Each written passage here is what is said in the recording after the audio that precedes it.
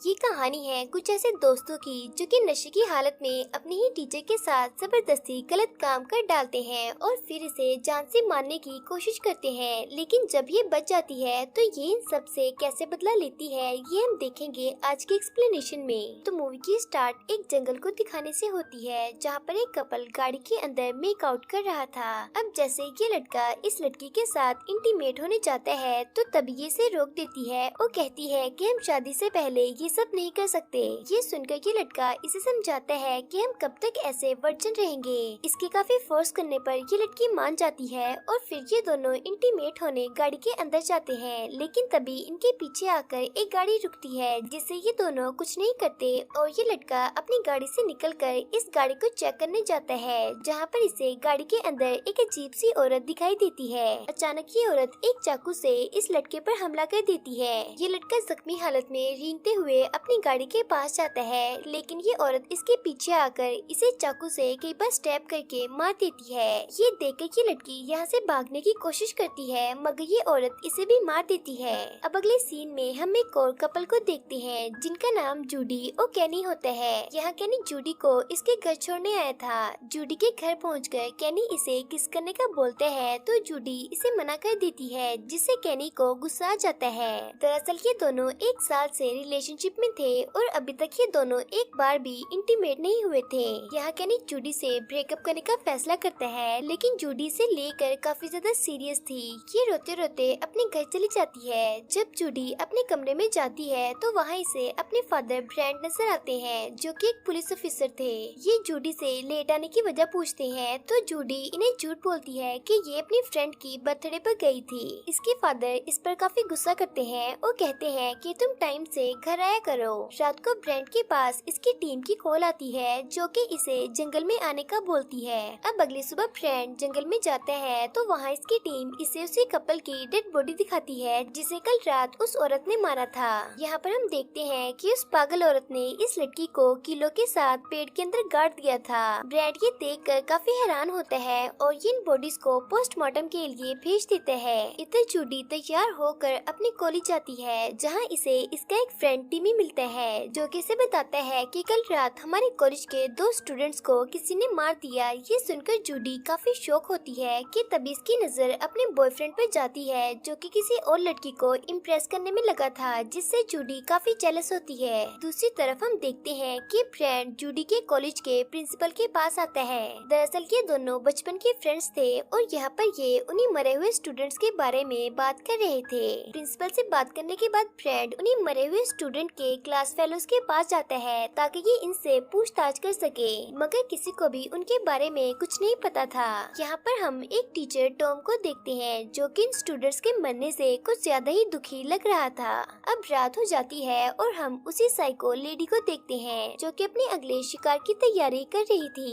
ये लेडी एक स्टूडेंट के घर जाती है और इसके दरवाजे पर नॉक करती है। अब आवाज सुनकर ये लड़की दरवाजे के पास आती है और इससे इसका नाम पूछती है तो ये अपना नाम लोली बताती है। अब इसका नाम सुनकर ये लड़की जैसे ही दरवाजा खोलती है तो ये औरत इस पर हमला करके इसे मार देती है। थोड़ी देर बाद इस लड़की के पेरेंट्स घर पर आते हैं और जैसे ही ये अपनी बेटी की लाश देखते हैं तो ये पुलिस को फोन कर देते हैं। यहाँ ब्रांड भी आता है और ये नोटिस करता है कि वो किलर अपने शिकार को मारने के बाद इसकी बॉडी पर वर्जिन लिख देती है और पिछली बार जिस लड़की को इस किलर ने मारा था वो भी वर्जिन ही थी। अब इस बात से हमें ये पता चलता है कि ये किलर सिर्फ उन्हीं स्टूडेंट्स को मारता है जो कि वर्जिन होते हैं। ब्रेंट यहाँ से सीधा अपने घर जाता है और जूडी के पास जाकर इससे पूछता है कि क्या ये अपने बॉयफ्रेंड के साथ इंटीमेट हुई है, तो इस पर जूडी कहती है कि वो बस उसके साथ मेकआउट हुई है। यहाँ ये जूडी को परमिशन देता है कि अगर ये चाहे तो अपने बॉयफ्रेंड के साथ इंटीमेट हो सकती है और ऐसा कहकर ब्रेंट यहाँ से चला जाता है। अब अगले दिन कॉलेज के अंदर एक मीटिंग रखी जाती है जहाँ पर सभी बच्चों के पेरेंट्स को बुलाया जाता है।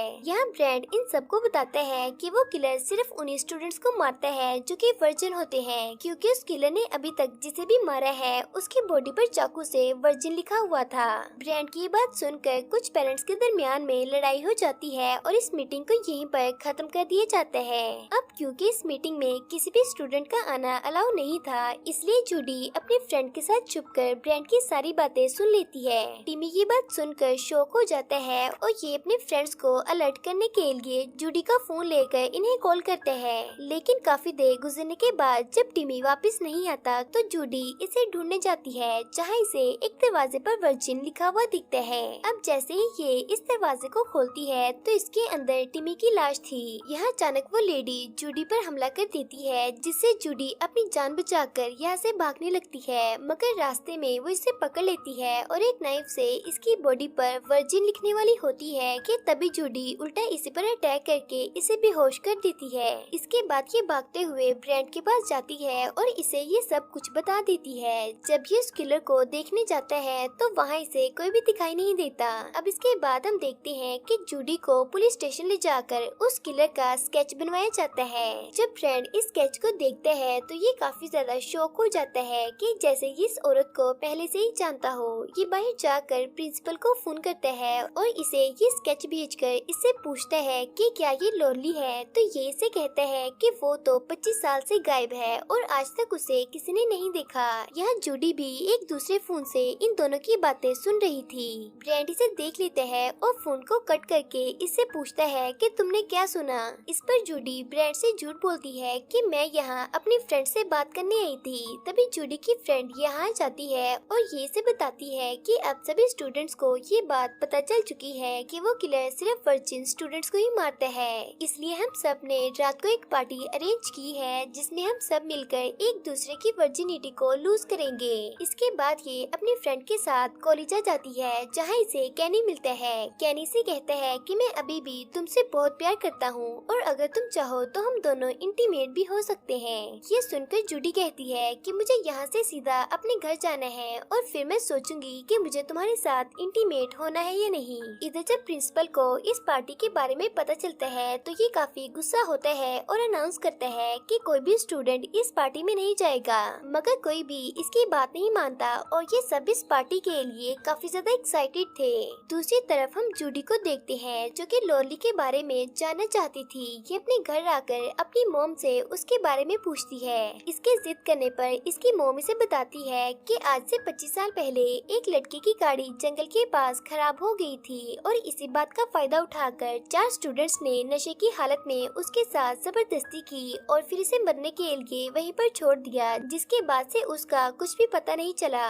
ये सुनकर जूडी अपनी मॉम से पूछती है कि वो 4 लड़के कौन थे, तो ये इसे बताती है कि उनमें से 2 लड़के तो उसी दिन यहाँ से चले गए थे और बाकी के 2 में से एक तो तुम्हारे प्रिंसिपल हैं और दूसरे तुम्हारे फादर ब्रेंट हैं। इधर ब्रेंट को भी यकीन हो गया था कि ये सब लोरली ही कर रही है, इसीलिए ये लोरली के घर जाता है जो कि काफी पुराना और टूटा हुआ था। इसे यहाँ पर कोई भी दिखाई नहीं देता और जब ये यहाँ से जाने लगता है तो तभी हम इसके पीछे लोरली को देखते हैं, जिसका मतलब कि लोरली अभी भी जिंदा है। यहाँ ब्रेंट के पास प्रिंसिपल का मैसेज आता है जो कि इसे शाम को मिलने का बोलता है। ये शाम को प्रिंसिपल से मिलने इसके घर जाता है, जहाँ पर इसे इसकी लाश नजर आती है और तभी कोई पीछे से ब्रेंट को भी मार कर बेहोश कर देता है। दूसरी तरफ हम देखते हैं कि स्टूडेंट्स की पार्टी चल रही थी और यहाँ पुलिस भी आई हुई थी ताकि ये इस किलर को पकड़ सके। इस पार्टी में कैनी भी होता है जो कि एक लड़की के साथ इंटीमेट होने वाला होता है कि तभी से जूडी की याद आती है और ये इस पार्टी से चला जाता है। इधर हम उसी टीचर टॉम को देखते हैं जो कि एक बड़े से बॉक्स को खींचकर नीचे बेसमेंट की तरफ ले जा रहा था। तभी यहाँ से मिलने जूडी आती है और ये इसे ले जाने में इसकी मदद करती है।